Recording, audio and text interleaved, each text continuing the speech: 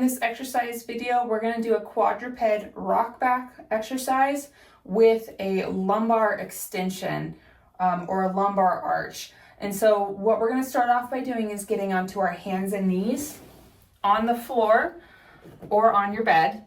And you want to find a position with hands and knees that your wrists are directly underneath your shoulder and your knees are directly underneath your hip, and create a box position with your torso, arms, legs, and the floor. And then from here, first thing we're going to do is perform the cow movement of cat and cow, or let your belly sag and arch your lower back as much as you are able to without pain. Then you're going to keep this really arched position in our spine and slowly sit our butt back towards our heels without letting that arch lose its position, and then come back up. Each time you go back, you're going to try to get a little bit farther, maintaining that arch position. What you want to be mindful is that when you're arched here and you start to go back, if you start to lose it and flatten out, that's not ideal.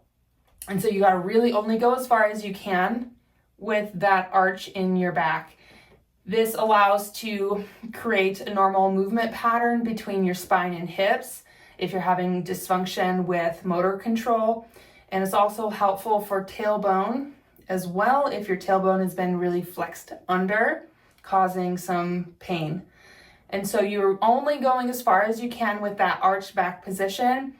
Pause for a brief moment and then come back to neutral. And you do a nice and slow in and out of this movement. You can have your toes tucked under or feet flat. That's up to you, whatever feels comfortable. The biggest thing is just making sure we have this motor control here. If you get a lot of pinching in the front of your hips as you sit back, you can try to go maybe a little wider with your knees, and that's okay too, to eliminate that pinch, but still working on keeping that back arched as you sit back and only going as far as you can without losing that arch.